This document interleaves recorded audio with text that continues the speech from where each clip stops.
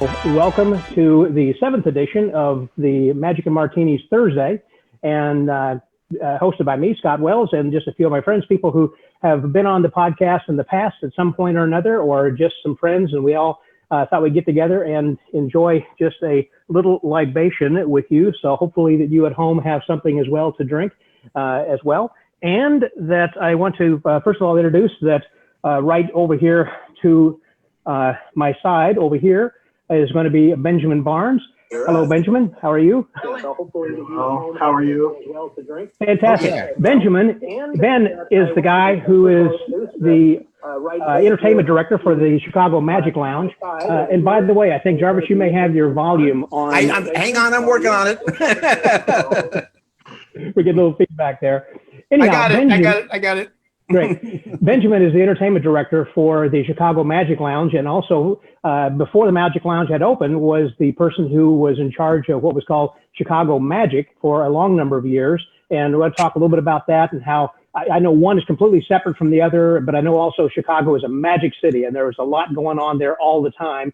And I'm so glad that you are a part of the center of that community, the way that it has continued to grow, and you've grown with it and everything. I think that's pretty cool. And so I want to talk about being entertainment director from one to another. I am for the Magic Island, if it ever opens.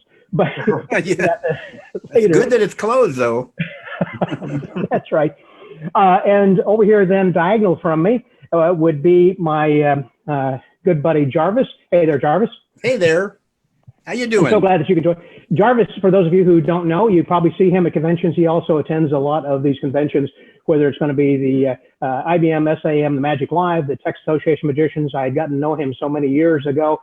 He actually has flown for several tours in Afghanistan and been over in Dubai and Saudi Arabia. He has performed before sheiks as well as doing a lot of corporate parties. He's an excellent close-up magician, has taught me some really cool stuff. And also he flew helicopters over there for a long time. And when we first met, it was up in Colon, Michigan. And I have to say that, Jarvis, you're the first gay guy I've ever slept with, or the only one I know of. I beg your pardon. Don't go. That I know of.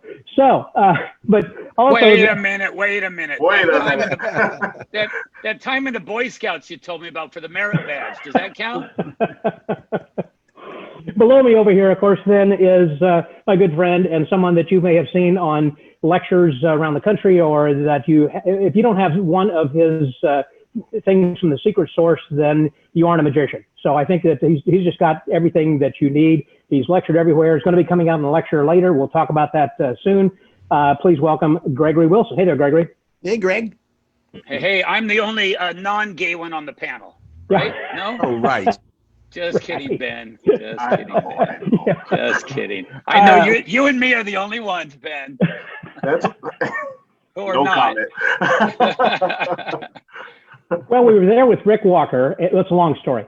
But anyhow, that few people who are on right now that are watching, got John Klein, Jay Navarrete, and Albert Tellez, Richard Ingram, and also Bob Kavoris and Daniel Will. Hello, guys. Well, thank you very much for joining us. And that if you have any comments that you'd like to ask of our guests over here, then please feel free here then this evening. I mentioned, gosh, a little bit about everybody over here, and that with some different backgrounds and everything, I'd be kind of fun as to different directions that I want to go in. And I wanted to ask, first of all, talking about what we're doing here as a virtual happy hour. Speaking of which, I hope that you guys have your drinks.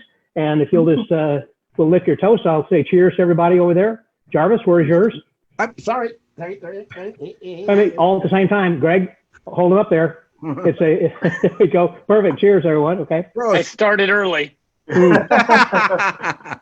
you did. Yeah, you need a refill, looks like. Oh, baby. So since this is virtual happy hour, I wanted to talk about virtual shows that people are doing. And I understand that the Chicago Magic Lounge has been doing this for a little while. They were one of the first clubs that kind of got in on this. So tell me a little bit about that and how that is put together. Are those some of regulars who come in? Are the close-up guys? Are they people from out of town? Benjamin, how does that work? Are you involved with that? Yeah. I organized the talent for our virtual shows. That was my primary involvement. And it was a mix. We had primarily local talent. Each show had 3 performers, 2 of which were more than likely from Chicago. But we had Faye Presto from England, Carissa Hendricks from Canada, Nicola Arcane. I don't want to say too many more names because I'm afraid I'll forget someone. But we had regular guests. And part of the reason for that is here at our venue, we have people from all over the world anyway. And these people, just like us, were stuck at home during the lockdown. Right. So they had time to join us virtually. Now, whenever that you're doing that, is it an interactive thing? First of all, in which that as people would sign on, I assume it's a Zoom meeting like this, that are you asking them, in other words, instead of pick a card, just stop at some point or something? I mean, what kind of things do they do? Yeah, it was very interactive. People actually bought tickets to our shows, and they were surprised. We just selected them. They didn't know they were going to participate in the magic before they were called into it. We would spotlight them, so when they saw their faces appear on the screen, that was their indication that they're up. Oh, I see. How much per ticket, if I can ask? You know what? I think it was $25. That's fair. It wasn't. Yeah. So how long of a show? 60 minutes, 90 minutes? No, it's about an hour and 10. Okay. Yeah, hour and 10. And what kind of participation have you been getting? I mean, how many people attend? There were up to 49 people could view it. And we were consistently sold out. Yeah.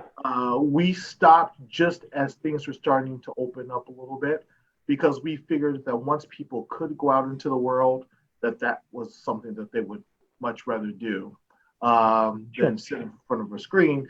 That said, virtual shows, we're still doing virtual shows, but we do them for private groups now as opposed to the public. So when you're saying private groups, it would be some family or maybe a corporate event in which they would contact you and say that normally we would come to your venue, but now we went to, is it a Zoom conference or is it a webinar? It's on the Zoom platform. We have a team of people who work with technology. I honestly don't know anything about it. I just work with the magic side of it. Hey, let me ask you this, Ben. Are people coming to you because you're already firmly established in that town, or you're doing some additional marketing and promotion? You know what? We have a marketing director. I'm not sure. I will say that we have people attending our Zoom shows from all over the country. It really would surprise us a lot of the times to see people from North Dakota. We thought it would be people from the Chicagoland area, but it was people from all over. Was it because they already heard of you or saw you? They came there to Chicago? I would imagine that. And also, a lot of times people would let their friends and family know about it. So people who had been here, they would use our virtual shows as a way of sort of connecting with their friends and family, and they would invite them into this. And so kind of like, I guess, together. Kind of like what Doc Eason had years ago with the Tower Bar, used to be open, and people who were tourists would come and see that. And if this was still open, they'd probably be doing something like that. The same thing, people from all over the country or world have been to Chicago Magic Lounge. They're saying, I had fun, and they go back and find out about this. And so they, I got you. Yeah, so you already have a base. No, I remember instances where people who had been here, they would invite their mom who lives in another state, and it became sort of a way to have a group event, even though they were in different parts of the country. That's interesting. Part of the reason that I'm asking about that is that Greg is getting ready to do some virtual lecture tour also. Awesome. May as well mention that now here, Greg, as well, that, there have been a lot of people who've been doing lectures. There is a ton of stuff, that is out there. Hey, before we go any further, just real quickly, that there have been a few people who came on or said they wanted to ask a question. Mitch Praver is watching, Jerry Costello, Mark McDermott. Mitch Praver says, cheers. William Noble Page says, cool. And Paul Richards, hey, is watching. And Oscar Munoz, hey, buddy. Dave McGee and Steve Mills. Jeff Horton, Dave McGee said, wow, Scott, is that Elton John? No, I've got Elton John glasses, and I can fool them. That's Whoa, good. wait, what makes you think they weren't talking about me there, Jarvis? It was Glasses. something about the mustache. I get the Elton John thing a lot. That's funny. Or Charles Nelson Riley? The minute I heard that, I went on a diet. It's one of them. What you got? And we're back. And we're back. That's Rosen. Hey, Ben, did you say 49 people can show up at one particular time to see the Zoom show or the virtual show? Yeah. Yeah. Yeah. And why did you decide at 49? That just seems to be a good. No, I didn't actually. I had nothing to do with it. That's just what it was. Yeah. No, with our shows, there's a small army of people who made those happen. I got us the magic, and then they made it happen. Yeah. And 49 almost always fills up for you. Oh yeah. Yeah. Well, looks like Scott left, so we're going to be the co-hosts, I guess, right. with each other. Yep. And Okay, he's that back works. in a different corner. No problem. This is a weird Brady Bunch thing going on here. Yes, it is.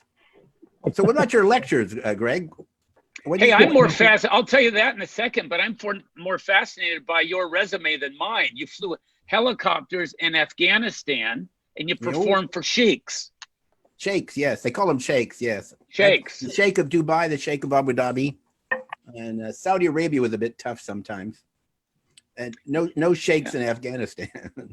These sheikhs talk about you all the time. It's like, They aye, do. aye, aye. I know. You should see them tip. They give their kids away. It's terrible. We'll get another one. Yeah, well, yeah, that's right. They'll make another The one. Sheikh of Abu Dhabi had 64 wives. Holy moly. How many kids? Kids were no problem. Wow. It was 13 wives and 64 kids. That's what it was. 13 wives, 64 kids. Why was Saudi So what is that Arabia? like actually? I'm sorry. Go ahead. Go ahead, Ben. No, I was just curious. Why was Saudi Arabia tricky? You said. Well, Saudi Arabia considers themselves the protector of Islam. And so they're very strict there. You know, they've got Mecca and Medina and SARS magical. But as far as Abu Dhabi and Dubai goes, those United Arab Emirates, it's very open. It's very Western. They like the fact that they're Western and they enjoy entertainment. They enjoy shows and they have movie theaters where in Saudi Arabia they don't. They can't have movie theaters, etc. And they don't separate. And United Arab Emirates, Do they have television so they can watch movies on a pretty TV? good show there with no problem. Hey, they don't have time for television or movies when they have 64 wives to please.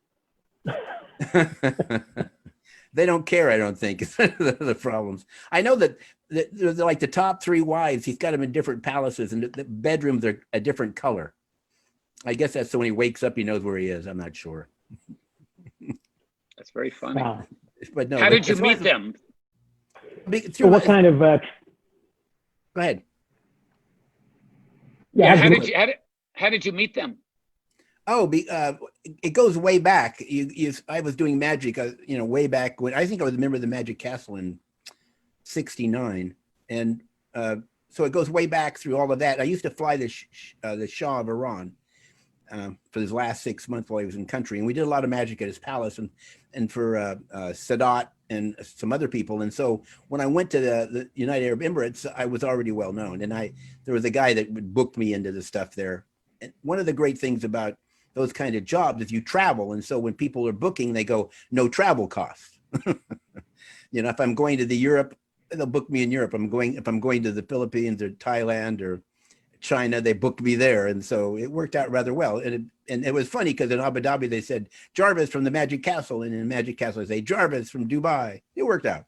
It's good. Yeah, I had a trade show a while back that was going to be in Dubai, and whenever I was quoting them a price, which included my travel, that just kind of like, okay, we'll get somebody else. They decided not to do magic because to get over there, it's like from the U.S. or from Houston, Texas here, I don't know, it's like $2,000 or something, and on top of my regular, daily fee. And, but it's just ridiculous. And so they kept postponing and postponing. And as they did, the price kept going up and up, and finally it's like, okay, well, no, because I kept getting back to them and say, this is what it is. I'd rather that they actually pay for the flight and then I don't have to worry about it, and they know what it is, Yeah, and you're right. And that's, but I think that's why. That's my biggest advantage, is the fact that I had a name, and they could book me, and a lot of corporations over there. There's a lot of money, as you well know, in the United Arab Emirates, and the money isn't just with the sheikhs; it's with the corporations and stuff. People like LG and Sony, and those people all have big shows, and so if they don't have to pay the cost of your transportation, you're pretty bookable, and it works. Well, that must have cost. I guess if you're charging $250,000 a show, you're okay. Yeah, yeah. Who cares about the flight? Go first class. Take your own helicopter. Yeah, you can take your own helicopter. That works out rather well. But I don't know if you've ever been there, but I highly recommend to get to the trouble is, if to get to the United Arab Emirates, it's either a direct flight, which takes 14 to 16 hours, depending on where you go, or it's through Europe, and it takes about 22 when you change planes. But it's always good to stop off in some other country. With my look, I can't get back out. Why is that? To get you at the gate? We can't even get in anymore because they've already blocked us getting in. But when I go to airports, I have to get there on time. With my new look, I can't run through airports anymore, especially singing my favorite song. La, la, la, la, la, la, la, la. Yes, that'll stop you dead cold. They have no sense of humor. I'm looking for C4. The gate, C4. Anybody see? Hi, Jack. You the bomb. How many people? Hey, Jack, how you doing? Yeah, those, I don't know about humor. The ventriloquist with the terrorist dummy. I kill you. Yeah, they've had him over in the Emirates a lot of times. He is really popular. But you wouldn't think he would be. He hasn't been in Saudi Arabia, but he's certainly been in the United Arab Emirates. Really popular dude. They really think he's funny, but that's great. That's great. I actually wondered if they would have him there. The magic over there, they had the magicians there. They put and it was just walls of posters. There was 4 guys. I don't know if they changed those guys out or not, but it was called the Magicians, and they went to Dubai and Abu Dhabi and put on big shows. As I say, they like their entertainment. So I was big on Kevin James and the guys. Yeah, that's them. Mm-hmm. Yeah.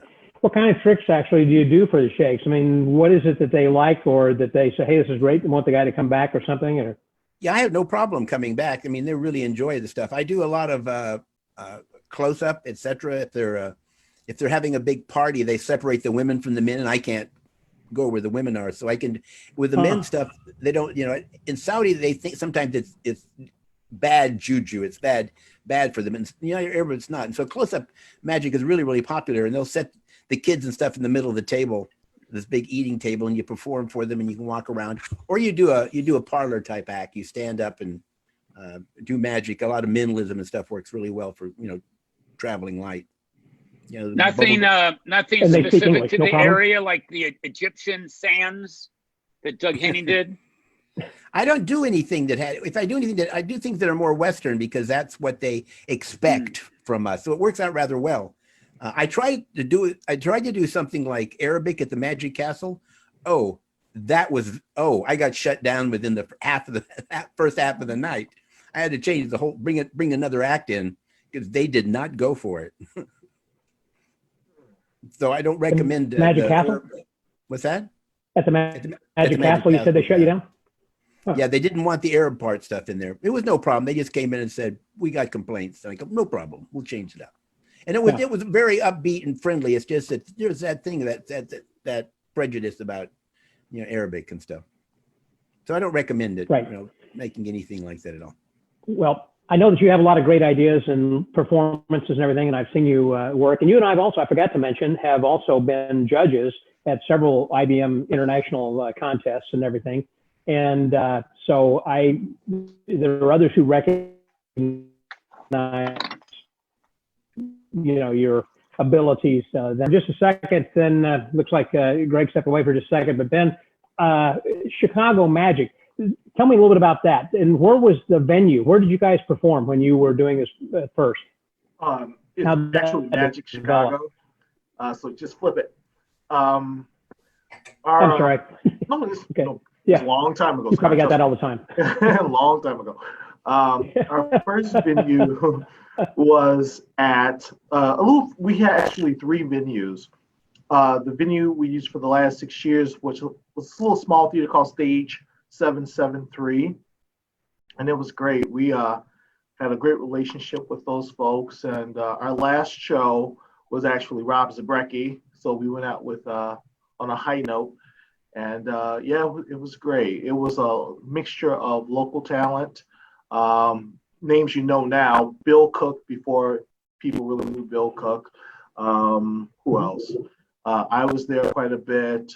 Jeanette Andrews, who you may not know, but she works in primarily art museums all over the country. And then we brought everyone else in. We had just about anybody you can think of would come in to do the show. So we did that for 12 years before I came over to Chicago Magic Lounge. What do you mean art galleries? What does she do there? She works in major art museums all over the country. Doing magic. Yeah, it's like a fusion of magic and performance art and philosophy. So, it speaks to a slightly different audience than. I like that. Yeah, me too. And she owns that niche. She's like the one. Kind of beatnik, kind of new agey, sort of, no? No. These are like very highbrow artistic. Events. Yeah. She works at like the in Chicago, the Museum of Contemporary Art, places like that. That's a great niche. I know, and she owns it. She has no competition, which is great. Fantastic. Yeah, that's great. Yeah, she works. I've done a few art museums before, or art galleries, but not as a niche. I think that's just brilliant. Yeah, that's like the only place I can really. She does corporate stuff, but her main thing are these museums. So check her out. Yeah, JeanetteAndrews.com, I think is her website. Check her out. Wow. Yeah. So for the 12 years you were doing that, what was the venue? Where did you say you were performing? It was just a small black box theater called Stage 773. Okay. We started in a church, and we did that for about 6 months.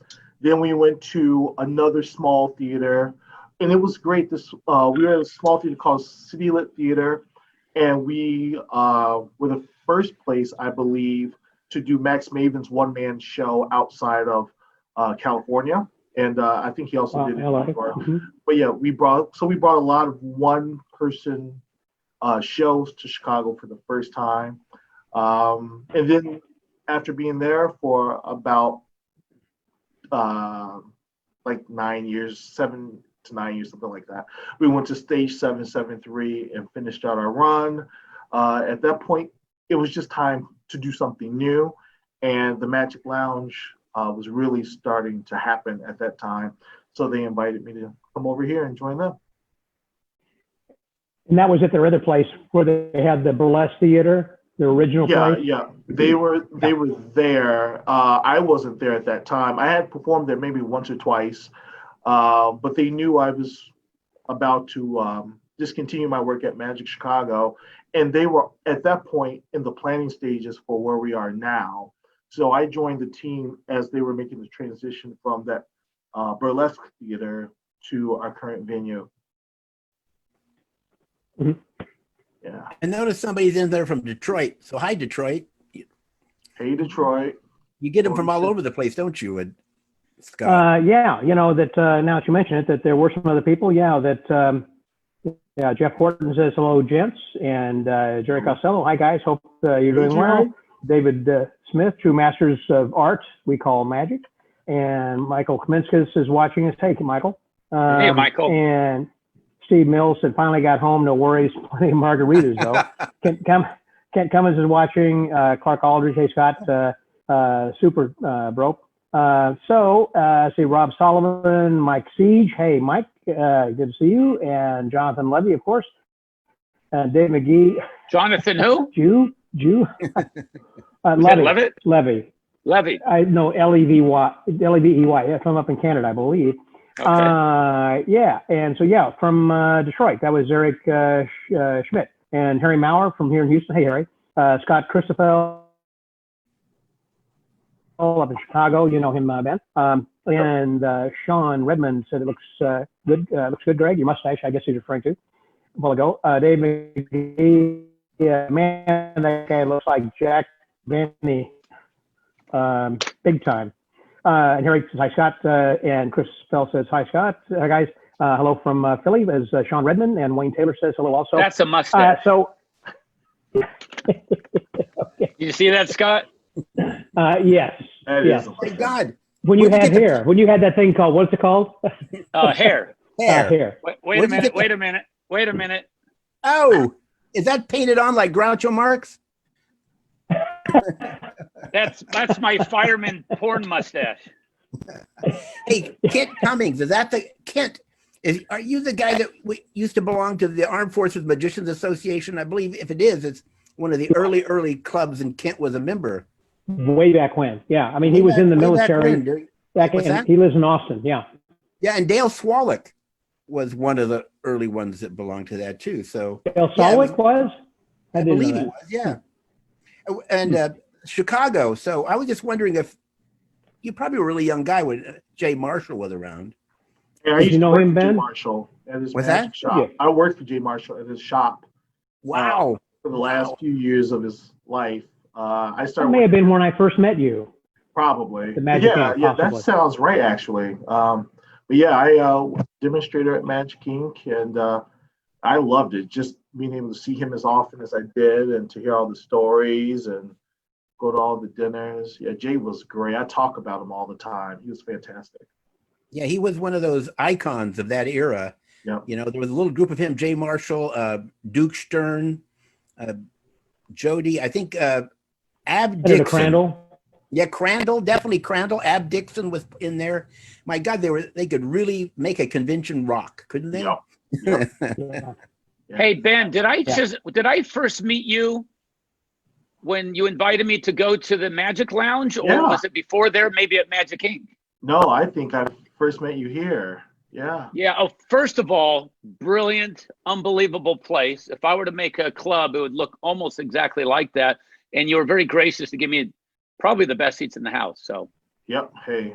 On stage. No, we love when magicians come because it's funny. Our place, magicians don't really come here, so when they come, we're excited to have you. It's exciting when magicians show up. Yeah. All I've done is Yeah. seen pictures, but they were good. What a great presentation. And Yeah. that's what we like, you know. People, that's what people come to see magic. A great presentation, a great place to do magic. The Chicago Lounge looks terrific. You know, one of the things, by the way, in the bathroom, they've got that, what is it called? It's an Like the optical blue illusion. portal. Yeah. Yeah, I just ordered a rug today. I saw that on Instagram, and I ordered one for my house, and it is like a 59-inch rug, and apparently it's the same kind of funnel. It looked exactly like the one from the bathroom there at the Magic Lounge. Yeah, I've seen those rugs, and But we were just talking about your rug. Like someone here saw that you had that, and you know they're awesome. They're so fun. Yeah. you want to Yeah, explain really to is. the rest of the class what that is? I'm sorry. Yeah, Greg, go ahead, Ben. Well, it's just what the rug is. Yeah. So it's a rug that looks like if you stand on it, it looks like you're about to fall into like a wormhole or something. The round one. Okay, It's a got it. vortex. It's a circular. vortex. Yeah. So it's fun. I'll send you a picture. Scott can send you a picture. But yeah, it's an optical illusion that makes it look like you're about to fall into a hole. And That's cool. yeah, that's been great for Instagram. You know, everyone takes a picture and yeah, they Yeah, advertise because for it. it's two-dimensional and it looks fantastic. It's really, really pretty cool. I love that. Whenever stuff. they had the rug, and apparently that you can do it from any angle. It's not something that is like you just have to be right straight on. You know, like some Right. street art, you know, a chalk you've seen that looks great, you know, and then you come up on it and it's different. But apparently, anyhow, yeah, it's very cool. Yeah, you can do it. So I was going to get back over. Go ahead, Ben. What? I was saying, yeah, there's no angle restrictions to that. You can do it from any perspective, and it looks great. Right. Yep. Greg, we started talking a little bit earlier about the lecture, and so I just got a text from Justin Miller. Look at that photo. Sweet. Wow, great. what is Better that? than my view. Wow. It's Jarvis and He says something funny about everybody. I'm kidding. That's not hard. No. yeah, I make it easy. Yeah, I know. Justin said, "Is that Gregory Wilson?" Greg? Justin says, "Hey, good be here. Hey guys. Hey Justin. Hey, Justin. And Harry Maurer says, hey, you haven't changed at all, Greg. And John Klein says, Ben, are y'all doing any live shows at Chicago Magic Lounge yet? Not yet. Hopefully soon. We want to make sure that we are being safe. And so as soon as we feel comfortable that we can present our shows in a way that will be safe and also retain the elements that people really say that they love about coming here, we will. So it's going to be some time, but hopefully before the end of the year. So it's obviously affected Yeah, because sales. right now- What about rent? Are you getting? I don't know. You know, there's guys. I'm starting to that- learn what you do know, and that's I the know. magic part. Magic. I know magic. There are guys. The cool thing about this place and why I think we've been so successful is the people who are in the jobs that they have, they're experts in that. So we have a marketing person, we have a guy who handles the money. Our operations, our chief operating officer used to run Second City. I work in magic, and we just know what we know.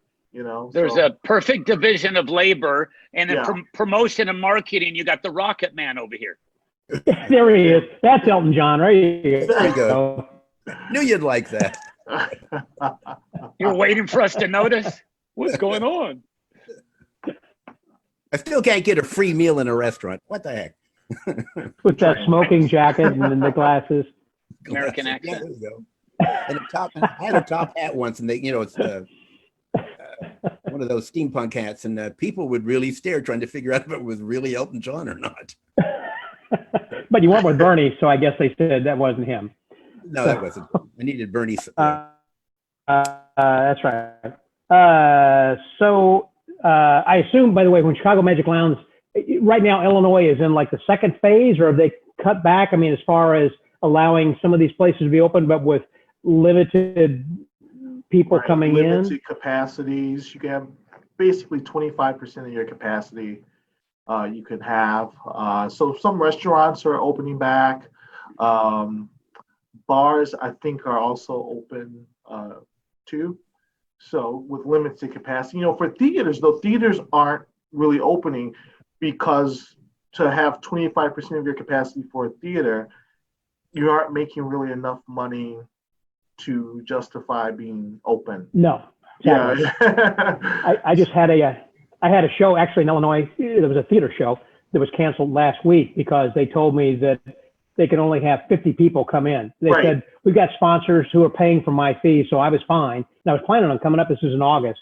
But they said, we're only going to be able to put 50 people in there, and we'll try and do this as a fundraiser. So yeah, you're covered, but we don't have enough people to offset or to help us with what we're wanting. So we're going to have to postpone this until they can get that, fill the theater. So yeah, I understand. That's Right. kind of what I thought. That they Yep. And that's theaters They were, across the board. I don't know of a single theater that's down to open a fewer in people. Chicago. So Jerry Costello said there was an era that they ruled the Abbott's convention. And he also says, Ben always treats you like a king.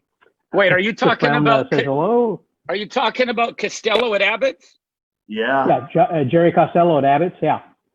You know, Jerry, he Very has always funny a great in my party. head. That's as far as it went, I guess. No, And dyslexia yeah, is disease. That terrible dyslexia be? Okay, keep going. And Sean Redmond says an optical illusion to kind of, catch it up a little bit over here. Pat Yates, who is my son's mother-in-law, is watching. Justin Miller says, hey, Doug Anderson's watching. Justin Miller, oh, wow, Second City. That's totally badass. Patrick Thurns, hey, Sir Patrick is watching. And Nikki Hammer, there's here in Chicago, we are in stage 4 phases that started yesterday. What does phase 4 mean? That they're going to allow more people or what? Well, stage 4 just is what has allowed restaurants to open and bars. There are 5 stages in total. So, Illinois has been doing very well in terms of its numbers. We haven't had the resurgence that places like California, Florida, and Texas occurred. And Texas, right. Yeah. So You know, we're closing back up again today. Yeah. Oh man. Gavin Newsom. We call him Gruesome Newsom. Yeah. Terrible. Now, what's Houston's this a whole big thing? hot spot. You know what I love telling people? I go, what's this whole open and closing stuff? What's going on out there? I've been in my warehouse for a while. What is there something going on I need to know about? Been in the bunker. I'm trying to figure out what's You're just outside a my wee bit door. out of the loop. Thank It's heaven for outside that. my door. Yeah. Greg, so I want to go back to, we touched on the lecture tour, and I know that Justin Miller had talked with you about that, and you and I have discussed that then as well. And we're talking about doing that during the month of July, in which that you'll be doing some sort of a lecture for people, for clubs, basically, or whomever. Yeah, Justin planted the idea in my head to do multiple lectures. Yeah. In the States. Because him and Adam Wilbur did quite a few of them, and I think that'd be fun, you know, a couple hours a day here and there. And there is so much content out there right now that people are doing this for, like you were saying, Ben, where they're charging for shows. But there are lectures that are going on free with, you know, the IBM Jam and everything else. It's almost like we're getting overloaded. You know, magicians want to be relevant. We're trying to do something. We're trying to find where that we can continue to perform for others, but also that you've got some expenses, because that I know that you've got a couple of people that you want to have somebody in the lecture who is going to actually be a volunteer that you can say when you do the chip on the shoulder or whatever, that you're going to be handing them a card, something that they're going to be there and interact. Plus there'll be somebody who will be doing kind of what I'm doing, is just not just eating cheese and crackers, but also actually answering the questions that are out there. And so you want to pay them. And so there's going to be a couple $100 involved with this. So this is something different in which that you want to charge for the lecture that you're going to be performing. And I think that that's reasonable, but that's something that hasn't really been done. People are paying for workshops. I know that right now that I think Aussie Wind has got something for the next 3 weeks that Vanishing Ink will be doing on successive Sundays that you log in for $50 per person, and you can go to his workshop and you know, for those weeks. But yours is something which should be just charged to the club, or what they could charge their members, however, or paid out of the treasury, that are going to be things they could do, not just a dealer demo. So anyhow, can you kind of address some or all those things I just kind of brought up? Well, I like the fact that Scott has the unique ability to ask and answer all the questions at the same time. So I was hearing, I don't know if it was my AirPods going in and out. Did you guys hear kind of a distortion and static as well? Yep. Yeah, okay. Absolutely. So Scott, I don't know what's going on over there, but I think you actually live in an underground bunker, because when I talked to you on the phone, do you have your own helicopter? Is that the problem? You live at an airport? Yeah, and it's piloted by Jarvis. Don't you dare. So yes, I've done some free lectures, and I think that was fine and fun in the very beginning, but I think there's now at this point, since everybody's doing it for free and it costs me a little bit of money each and every time I do it, I think there's a perceptive value now if I charge a certain amount. Obviously, it's not going to be the usual amount to get there because there's no hotel fee as well, and there's no performance fee, and there's no drive-in fee, there's no gas. So obviously it'd be much cheaper than it would be to have a magician lecture there in person. So what did we decide on, Scott? What was going to be a super nominal? Super nominal was going to be like $100 limited time offer that the first ones who are coming in to have you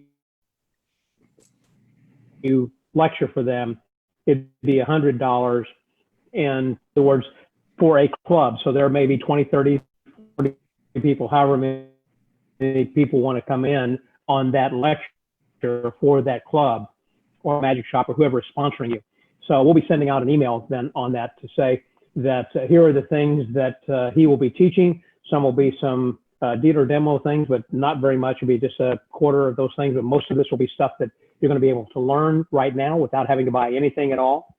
So that's so it's going to be a we're talking about. percentage. Some of it will be dealer demo stuff, like the things I've got on my wall, but a lot of the stuff is all brand new, original creations, never seen the light of print or publication or performance. But what I want to know is, how come you keep cutting out every time we talk about money? What the heck's going on in Houston? He's counting his money. That's what he's doing. So I can pay my helicopter pilot. And the fee, the perform fee. Every time you do that, fee sounds like free. Be very careful. Absolutely. There was, by the way, I had someone who had asked Sean Redmond, said, Greg, are there any plans for you to break your lecture length record at Penguin again? No. How long was that lecture? You know what? It was fun and crazy, because they kept pushing me to keep coming up with material, and there were literally things from my pocket, things that were like off the cuff, on the spot. And they were saying, the record, my regular lecture was like 2.5, 3 hours. And he said, well, so-and-so did 3.5 hours. I'll see that and raise you another 20 minutes. And well, I did 3.5 hours for Penguin. I mean, for Murphy's. I think I did 5 hours and 35 minutes. Holy cow. And I held the record for 1 week. 1 week? What the heck followed you? Yeah. Somebody from was it Tyler Wilson? I think he got a half hour just out of taking his clothes off. He made everything disappear. First his shirt, then his pants, then his self-respect.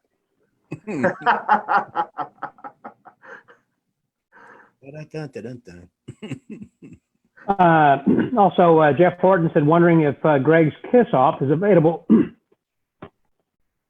in non-VHS format. Sorry. Wondering if Greg's Kiss Off is available in non-VHS. Come on. Kidding me? Wow, what a coincidence. You had that handy right there. Waiting. Look at this. I want to know what this is, though. What is this thing? How do you use this? You hold it in the light? What do you? Yeah, you put it in your DVD player. By the way, so it's a trick with chocolate. I always thought that was fun. Mock chocolate. Mock chocolate. with a net time of. So it's a trick with chocolate and a little. It's like a chop cup routine. Come on, look at that magic wand. Is that a pure silver magic wand? Is that going to be available as a download or coming out as a DVD? No, that'll never ever. No, that'll never come out again. It was fun. You know who? Somebody just ordered that again, or at least had me convert the VHS to DVD, and it was a guy from Vegas. And I haven't thought of that trick in 20 years. 3 people now, including you in 1 week, have asked about that, which is, I think these quarantine times have created chocolate cravings. Maybe the same guy. So David McGee, my buddy up in Dallas, has, what's everybody drinking? So I've got a vodka martini over here with 3 olives. So Ben, what do you got? I'm boring. I just have a Coke. I know. So sorry, how about Jarvis. you? What are you drinking right there, Greg? Just coffee. Jarvis, I know you always join me whenever we have our Magic and Martini Thursdays at convention with Gabe Blackstone and Harriet Jacobs. So what do you have? What are you having? I do. I have a martini, 2 olives. 3 olives is dinner. 2 olives is just a cocktail. You have it. And yeah, this is... that's why I'm having a charcuterie over here. This is Belvedere, and it's very dirty for those who know how to do a martini. Jarvis, if you can do Charles Nelson Riley with that outfit, I'm going to die. Not right now. They've got the hospitals are full. Don't don't go down that road. I This do is a like great- your bump in the form of laughing. Oh God, you remember laughing? That was a You were great just show. doing laughing. Yes, You we did were. like you kind. What did you say? Dun dun dun Dun dun how dun does it- dun dun No, dun you dun had some- dun dun dun dun. That was a Yes. different thing. It was a different thing. Well, I have to live it. I can't do a show unless the audience is reacting because I play off the audience. So And you know that- Roger Johnson says, "Hi Scott, Arsene Dupin, up in Austin is watching Sean Redman, and so Sean Redman said yes, 5.5 hours. Jeff Horton says, "Is it available on non-VHS?" We just talked about that. Jeff Horton's Wait, so good. wait. Sean Redman. Who? Single I Malt did on the Rock. 5.5 hours. It must have been the second guy who came in after you. Or just felt like 5.5 hours. Yeah, it was only 20 minutes. But seemed like It's 5.5 the only hours. time, Jarvis, I've used your material. Thank you. It takes longer than that. Really quick, I want to do a shout out to Oscar Monroe's. I heard him Exactly. earlier exactly. on. I just say, how's Melanie doing? He's part of the whole contest deal at the IBM conventions. Really nice guy. If you've met him and his wife, if he's still on. Yep. He's been in charge of, he and Melody, for the IBM contest for a long number of years. And it so happened that, I'm glad you brought that up, I recently had an email from someone asking about me wanting me to demystify the contest requirements to get to FISM.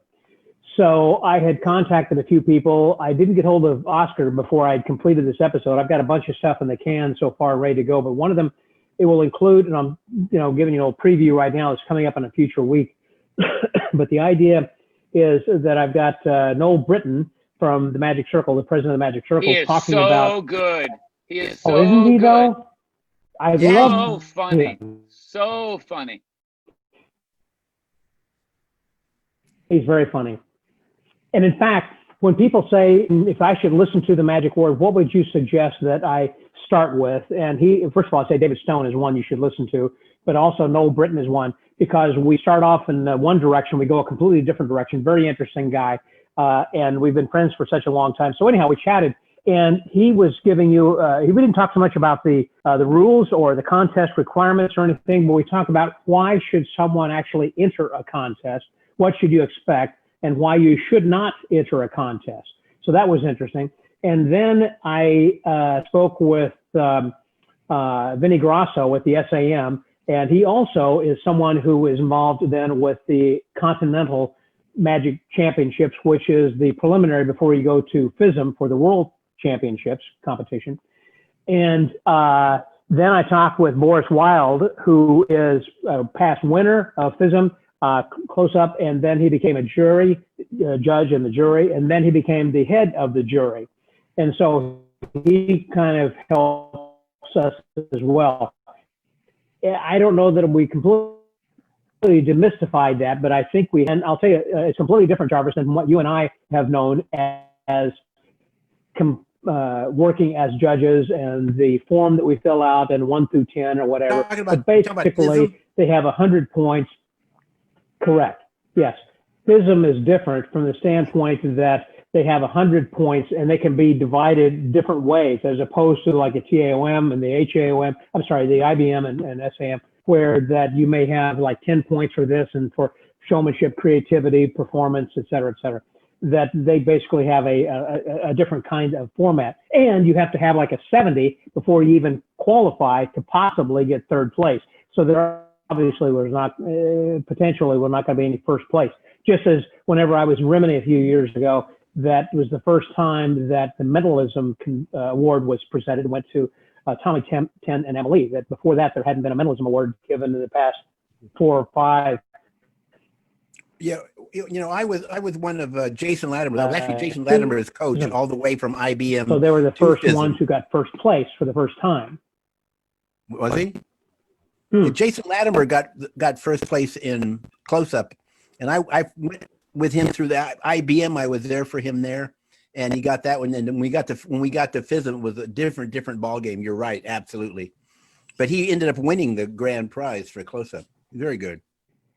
Wow, pretty cool. Right? Of course, yeah. In fact, there is a podcast that I had done with him. That's one of the things, by the way, the people who are watching this, that typically the people I have on are those who have been guests of mine at some time or another, except for Ben this week on the Magic Word podcast. But yes, I did one with Justin many years ago. And so anyhow, so I was just saying, as far as the competition, that we kind of demystify that a little bit. And I was talking with Oscar this week, and I was saying, hey, I've already got this together. I was trying to get a hold of you, but we kind of missed each other, but for whatever reason. But he was just talking about the IBM convention and the contest that he and Melody have been working on for a long number of years. Greg, have you ever entered a magic competition at the national level, like at the IBM or SAM or anything? Or yeah, I entered this contest called FISM. Oh, yes. But I don't like to talk about it though, because second place is a first place loser. No, second place, go get him, Greg. That's great for FISM. I'm American. We don't do second. Wow, that's the American ego right there. Yeah. What year was that? 2000 and 2003. So I got third place and second place, and I tried one more time to try to get first place, just so I could tell everybody I got first, second, and third. They don't have to know they were different years. I got all three of them. Yeah, my God. Nobody else had a chance. That's good. Where were they held when you placed?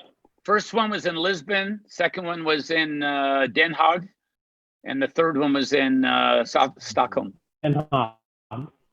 Den Haag. I was in. Okay. I was at Den Haag in Stockholm. Was that the one that Jason, didn't he win in the Haag? I can't remember anyhow. Den Haag. Yeah, I can't remember which one that was. We're so American the way we pronounce that.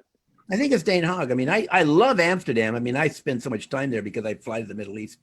But yeah, I was in, what was it for? It was the one that Lance Burton won the grand prize in, and Di Vernon, me and him bunked up. It was you and who bunked up? That Dresden? Di Vernon. Di Vernon?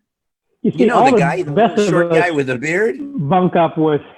Which means we roomed together. Wait. Slow down. You bunked? we roomed together. Di Vernon? Yeah. Oh no, and that Al Goshman. Wait, whoa! Why are you just saying this so matter of factly? Bunk with more. I have stayed with more people than you can imagine. Di Vernon, Al Goshman, Senator Crandall, Doty. What was it? Duke Stern. I've never met these guys, and you're sleeping with them. Yeah, well, little would you know. There, we share rooms because I do it as a bachelor. They do it as a bachelor. I took the only one fascinated here. I'm saying it so matter of factly. If you look at Revelations, I did the photographs of Di Vernon for that. So yeah, what gets me is how things have changed. Me and Scott were talking about that, how things have changed from Al Goshman and his routine with his $50 or silver dollar under the salt shaker. Everybody knows about the salt shaker, but today people don't know the routine. Have never seen it. They think about him as cups and balls. They don't realize what his routine used to be like, or how Di Vernon. I think there's a great story Greg Wilson gives about Di Vernon and how Di Vernon's view of people and how to do magic. And it is eye-opening. It gives you a great way to do magic. Anyhow, so yes, very lucky as a young man. Don't forget the point. Which one, Di Vernon or? Yeah, don't forget the point. The point is these guys are great. You got to listen to them, but they're not around anymore. Who's this Greg Wilson guy you're talking about? I have no idea. A short guy with a beard. It's my line for everything. No, I believe he's got a great, I think it was that he was showing a magic trick to Di Vernon. Oh, he's got to tell the story. I'm not going to tell the story. Go ahead. No, I'm not going to do that. I'm not. He doesn't listen to the lecture. I'm not going to spoil Greg Wilson's story with Di Vernon because he was just a little kid with Magic Land Alakazam, and he did it. He was Just doing don't forget French the drop. point when you tell the story. Okay, don't forget. But the thing about Di Vernon is his thing about any kind of magic, and it's not a bad point of view. You people do all this sleight of hand, and his thing, he wouldn't get upset. He never got upset, but he would come at you if it looked like you did anything. It didn't matter if you couldn't figure out what you did, but if it didn't look natural to him, it wasn't going to be magic. Everything had to look like you were just picking up a deck of cards, or anytime he did something that looked like he did a sleight of hand, he was going after the magicians. He was leading them down a stray path to get them later. But so everything he did was, I think it was because he used to be, he was telling me a story about Al Capone. He used to go in and supervise as a teenager, the Al Capone gambling. He used to go in and watch him, make sure everything was up and up. And so that's the reason he was so good with cards is if he was doing anything with cards, you couldn't tell if he was dealing out of the bottom or out of the middle, which you got to do later in life. Anyhow, the Di Vernon stories, sometime when you got time, Di Vernon stories are good. But I still got you, Scott. Is he gone? Let me tell you a quick Siegfried and Roy magic trick. So me and if you guys knew Rick Walker, we were at the old MGM Grand Hotel where he did the Hollywood 10 minutes before the last 10 minutes. So it was a Saturday, he'd already done the late show and there was a later show. And so Siegfried came up to our room and we were talking to him and it went on for about an hour. How many guys are in your room? Just 3 in this case. You got a ticket? Anyhow, so Siegfried and I were talking and I look at my watch and say, Siegfried, what about your show? And he's in casual clothes. And he goes, oh, I got to go down to my show. So we get in the elevator, we go down the elevator. He walks up to the front door and he knocks in the maitre d'. Maitre d' comes along and he says, seat these people. So me and Rick walk, and you know what loser seats are? The loser seats are the seats that are just one level up from ground floor, the first level, and they're really cushy. And because it's level with the stage. And they only give those to losers because if you're having they hand you a free ticket and you can go to the next show if you like. And so they sat us in the loser seats. I guess people weren't losing that night. And as we sat down, they announced Siegfried and Roy, and we went, that ain't happening. Siegfried is not going to walk onto that stage. And he walked onto that stage in full dress, and they were doing a dove act. Wow. And I'm going, nobody saw the miracle. That was a miracle. And there was no cell phones, and they must have been panicking by the door. Oh my God, where's Siegfried? I've got a personal question for you, Jarvis. I got a personal question. Loaded and everything. You've got these old stories, but you look young. Can you tell me your age? 73. Wow. You look great. You do. Amazing. Yeah, it's the lighting. And I got to tell you, the hair looks real. The chin strap's a giveaway, but it looks good. You ought to consider that, Greg. Unfortunately, it is real. And I comment like this. It's not me that no, you say it's old, but I think I was a member of the Magic Castle in 69. They didn't even have some of the rooms in. So, and I always looked young. When I became, Merlin, when I came to Merlin, I wore an old high school Letterman jacket and came in as young as I could look. And I did that at the Magic Castle once. I was doing a week there, and then they allow you to do the magician's buffet on Saturday or something. So I was doing that show, and they were announcing me about being in the Magic Castle for 22 years. And when I walked out, their eyes were big, and I said, "What? I should have a walker come out there," because they were expecting some really old dude to come walk. And don't go there. I know you're thinking, Greg, but there was some old dude to come out and do magic. So I'm lucky. I know, just the opposite. I'm impressed. Look very young. So and the thing is, I think the old people have done great about what it was like to be in magic. They really helped me out over the years. And those people are gone. And you and Ben are people of the new age. As a matter of fact, I was going to bring that up. There was a question that Scott came up with: should you do a contest or shouldn't you do a contest? And why should you do one? And I was coming from another side going, how do you get to be known? How do you get to people go, how can I perform at the Magic Castle? Or how do I win a contest? Because I was the coach for Curtis. and Curtis was the last person to ever win the Gold Cups, and he did it at 17. Yeah, you know Chase Curtis, and no one's won the Chase Gold Curtis, Cups. right? Yeah, and no one's won them since then. And so, how do you win a contest? And why should you go do a contest? It's because, or why Jason Latimer went on to do IBM and win that, and then go on to win the FISM. That gives you the power to go on and be known and do magic, not only in magic but outside of magic. But it's a question of how good you are. I remember the Chase. This is a quick Chase Curtis. So Chase Curtis won the Gold Cups. The next year, he was at another IBM convention. And these parents came up to him. This kid came up to him, about 15 years old, and Chase was about 18 at the time. And he said, "How do I do that?" And he knows how it's done. And he started talking to the kid. And the big thing is to get around professionals, real professionals. There's only so many in any meeting. And his mother kept saying, "Oh, we write so and so, and we call so and so." And the guy said, "No, you need to either go to LA or go to New York or go to someplace with a professional magician." And she kept saying all that, you'll pay for anything. She'll call them. And said, we were really nice. We walked away. So I looked at Chase and said, "What do you think?" And she said, "We'll never hear from him again." And we never heard from him again. So It's a question of that professional, getting involved with professionals that'll help you through it and get you to be. Well, didn't Chase work at Branson for a while? Oh yeah, he did Branson for quite a while. He used to love to go out and he went on to do big illusion shows and everything. And he did Branson, etc.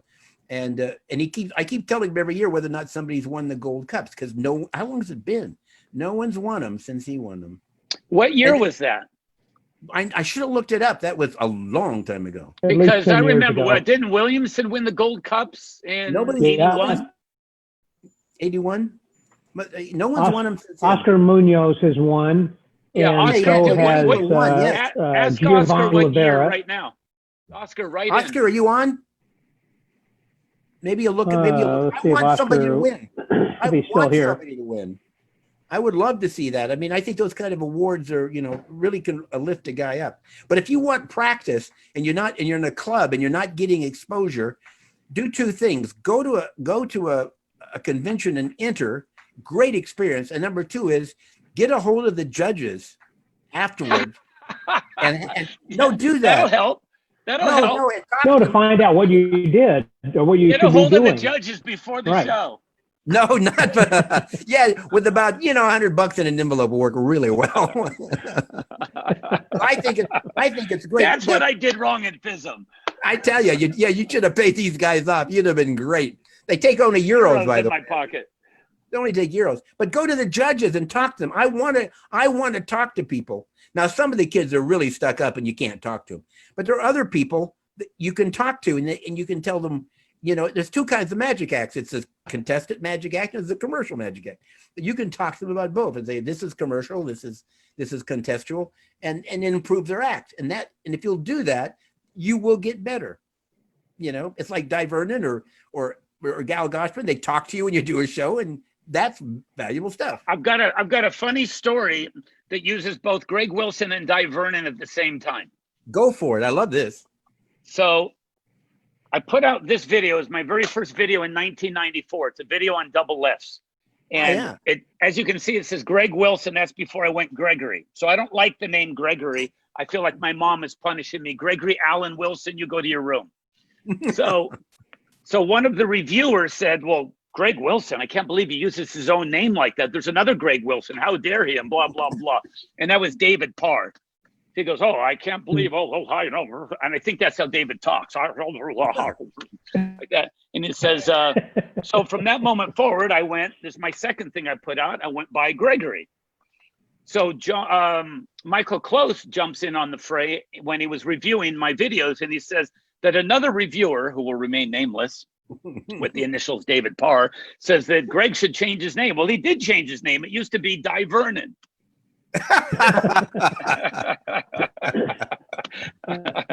He put that in one of the reviews. I like it. Yeah. Don't forget the point. The point. Go for the point. Funny. Yeah, the point. We're just That was a Greg Wilson. Ed knows that story, kid. He laughs every time I say it. By the way, Ben, I see that Joey Cranford is watching also, who's the owner of Chicago Magic Lounge. Yep. So he says hi. Give him a plug. Hi, Joey. You still got a job, Ben. You're good. He's checking in on you. Okay, so back to you just a second. Then we had talked earlier, Jarvis, about doing a magic trick. And I know sometimes people request that. And you got your camera set up. Can you show us something right Okay, now? I'll try to do the little routine I've been working on. We'll see how it goes. It's kind of new, so I'm gonna change my camera angle here if I can figure it out, and then we'll go for something just to give people something to do. Let's see how this works. Did I change up? Yeah. Sure. Okay, here we go. Oh, Okay, that's good. so what you got today? You do a trick on the camera. You can't go out and have people pick cards or anything. So what can you do? So I thought I'd do a little something here with coins and cards. So I'm gonna try to keep this keep this on the table. I don't know what the camera angle is going to be on this. We'll do this with the 4 of hearts. So we'll see what we can do. I'll try to keep this all inside the camera angle here to see what we can do. Okay. This is a little coin and card routine. We'll see how it goes. It all kind of happens fast, so you got to keep your eye on this. There we go. That's one through the card. We'll try this. We'll try this again. Let's do it this way. Let's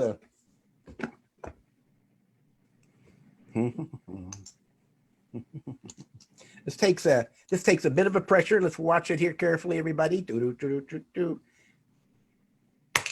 Oops, that didn't. Well, there's so much for buying that trick. So that goes through the table. That has never failed. So we're going to do that has never failed again. So we're going to go try this again from 2 coins through a card. Here we go. This happens very fast. So keep your eye on it. Up, try it again. At least you know it's real. Here we go. Try it again. Oops. We'll try that again. This time we'll do 2 cards through the case. Oops. See if this works. Can you see that? I'm trying to look if you can see that. Looks good. Looks good. Ta-da! By the way, that trick is coasters. It didn't work, but it's good. It's 100. It's now 99% sure. No, we'll go back. You guys still there? Yep. And the trick is called coast. We were here. The one that I had a problem with is called coasters. But even though it had a problem with it, I recommend it highly. It's never failed until just now, and it's very effective. You guys heard about that for the magicians out there? No. Coaster. It's an old trick that they've adapted to a coaster, and for penetrating. Is that similar to double deception? I'm trying to remember double deception. Was that like a cricket popper deal? This thing is made out of magnetic shell coin. No, it's not. No shells at all. Matter of fact, if you give me a second, I'll set it because it's really. If I could put my 2 cents worth in, I think that trick would be much better without the cards and only the coasters if it were possible, so it looks more organic. No, you can do that. You can. I did the card because it was just. Let me. Because with the card, I'm not convinced it didn't just go around the edge instead of through the card. Yeah, that's because good. As a layman, isn't that the path of least resistance and the obvious answer? It is when you do it like that. Okay, so let me set this. Takes a little work. Speaking of coasters, that was one of the things that you had shown me many years ago that you'd come up with in which you could break a coaster and there's a bill or a card inside the coaster. You're going to hate this story because, okay, so I was rooming with Di Vernon and he showed me this card trick. I don't know if he's ever printed it or not. So I go to Amsterdam, I run into Richard Ross and we go out to a bar and I do the card trick and he wants to learn it and I'm kind of, and then he goes, I'll teach you the coaster trick. And he taught me the coaster trick and I taught him Di Vernon's trick. Okay. You know where that goes back, Scott? No, I found that coaster trick, went back and I put it in print in one of my articles of the Almighty Dollar and Magic magazine in 2012. It goes back to 1968 in Genie magazine. Oh, wow. Wow. The idea, I don't know, I've never done it like this, but you can take the coin and you can possibly smash it. Oh, it didn't work again. I wonder what's wrong with it. Oh, maybe it got a defective deal. But maybe they got a defective deal. Too bad. I've got one of the one of the things you want to do, guys. for the coaster trick that you need to use a beer mat that's going to be thick and that can break, as opposed to the American Depends on the version, I guess. beer coasters or mats that bend. At an older coaster, I said older, yeah, but the European beer mats actually break, and I think. But you know, when you do the coaster trick, of, you got to have those European beer mats really break up. So one more try, we'll do it with this one. Well, I think it's the table because this one didn't pop either. Okay, so much for all the magicians. Hey, Jarvis, if you hit it that hard, I think it might really go through the glass. There you go. Well, okay, here's the real good thing. It won't work on my table because it's too soft. So what I put under my mat was a copy of Stars of Magic. from your roommate, Di Vernon. From my roommate, Di Vernon. When he signed this one, he signed my other book anyhow. I'm really sorry about that, guys. That's the one. Wait. Do it again. Do it again with the Stars of Magic underneath it, so it's not soft and spongy. It could have something to do with it, the fact that you have a hard cover as opposed to a soft close-up pad. That's. I really hate to keep doing it because it's really bad. While you're getting ready to do that, John Allen is watching. Hey, John, haven't heard from him in a while. Christopher K. John Allen. What is it, like awesome 4 in the morning Greg, over there? Ben, Jarvis, and Scott, thank you for sharing these pearls of wisdom with us. What's he doing now? Goodness sakes. They're 6 hours ahead of me right now. Where is he? He's in London. Oh, yeah. No, he's just outside of London in there. He's in England. What's it called? Oh, man. I've not been to his home. I used to. Maybe he will respond here. He hadn't said anything.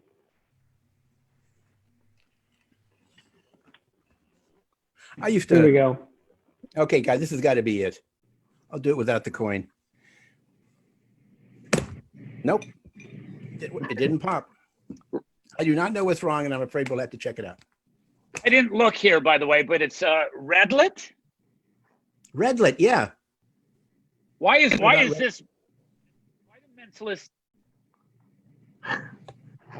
electricity? So as soon as we're off the air, it'll work again. Hey, before we wrap up, it's been, Okay, as long as someone's going to do something, I'm going to do one thing. Do it. That's all I got. Hey. How and by the way, you can How does that revolve? That looks like a revolution. Just for the record, there's a way to do this with a gimmick too. Where can you get the gimmick? Well, How much? Yeah. You brought it up. Much? This is my Che Guevara look. My Che Greg Vera look. That is very Che Guevara. And what hotel and room did you share with Che Guevara, Jarvis? Now that you're, I did not share with Che Guevara, but I was thinking I was in Beirut, and there was a restaurant called Che Guevara, and I swear the outside looks exactly like that. You were in Saudi Arabia, and you shared a room with the Sheikh Guevara. I'm sure. Sheikh Guevara. One other thing while All we're right. at it. One more thing. Yes. If Ben's not going to do anything. Yeah, go. Go.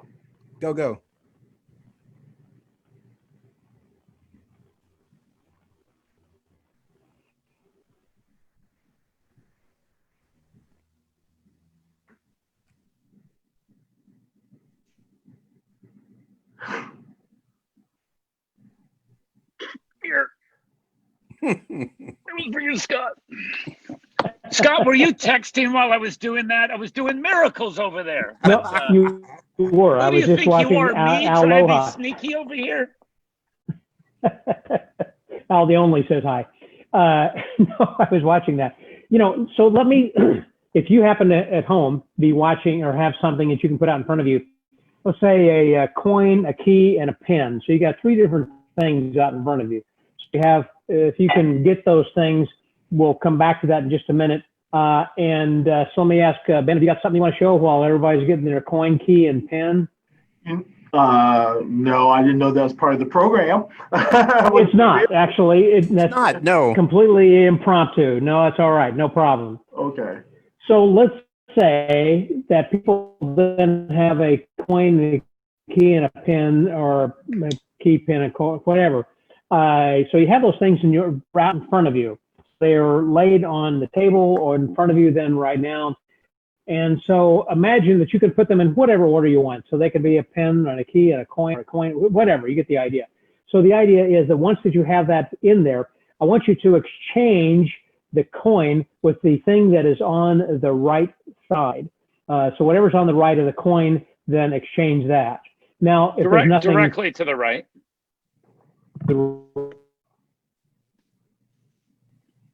Right of that, just leave it where it is. Directly to the right, correct. You're going to exchange that with the item which is on your left. If there's nothing on the left of the key, then leave it where it is. You next have the pen, which you are going to then exchange with the item which is on the right. And if there's nothing to the right of that, just leave it where it is. Okay? So now we got them kind of moved around in different orders. So this way it's completely different from where you'd started to begin with. So let's go back just one last time, in which you're going to have the coin. I want you to take the coin and exchange it with the item which is on the right. If there's nothing to the right of the coin, then leave it where it is. So at this point, I want you then to take the thing that is on the right and place it in your right pocket. And then there are two items that are left there on the table. And I want you to take the item which is on your left and put that in your left pocket. The item which is remaining right now, you put that in your shirt pocket because that's where your pen goes. So normally you have your pen in your pocket and you have the key in your left hand, your pocket, and your coin in your right pocket. Hopefully, you know what? For everyone. If you didn't cut out a few times, I'm sure I wouldn't have screwed up so badly. Greg, you do that naturally. I just Darn. Exactly. I don't know what this. Yes. Okay. Well, listen, thank you guys very much. I appreciate you being on. Let me just say, by the way, that this has just, been a fun time, and it's just an opportunity for us to kind of get together, have a drink, and among friends, and share some stories and what language is he speaking? whatnot. And so thank you guys for doing that. I don't think we've done this, and I've already got next week lined up. Am I cutting out again? Am I cutting out? Real badly this time. Yeah. Real badly. Man, I don't know what the deal is. So the idea for next week, we're going to be having Rudy Kobe, who is going to be a guest. We're going to have Nick DeFott, and then also Randy Pitchford up at the Peacock Theater in Dallas. It just so happens that right now that Rudy and Nick are sequestered, they're kind of in quarantine, and they happen to have been left. I guess they were performing at the Peacock Theater whenever we had the shutdown, and so they've stayed with Randy. So Randy's going to join us then also.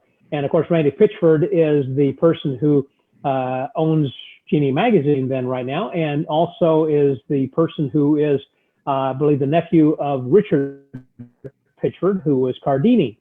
And so we had him on the podcast some years ago, and so you can go back and listen to that one then too. So that's kind of who we got coming up then next week. So again, thank you guys very much for being on the Magic and Martinis Thursday. Sorry, this has maybe been cutting it out. I don't know what the deal is over there on that, but thanks you very much over there. I appreciate it. And until next week, that was Benjamin Barnes. Hey, Ben, thank you. Hi. Thank you. And also Jarvis, thank you, buddy. I appreciate you being on then tonight. Great stories. Yeah, well, sorry. Yes.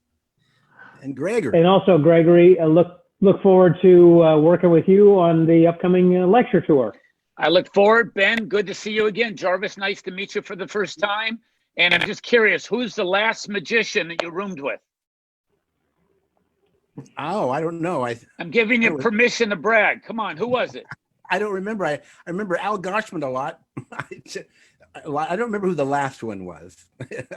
What was it about Al Goshman? I think you told me a story about how he was always cleaning his. Yeah, well, Al Goshman is well known for the fact that he never brings a second shirt. So he would come in, and no matter what it was, he'd be in the bathroom with a washcloth trying to scrub whatever spaghetti stain or whatever he ever had off his jacket. He'd walk out, and everybody, I think, got the idea that his shirt was a natural gray tone, but it was just that he never washed it.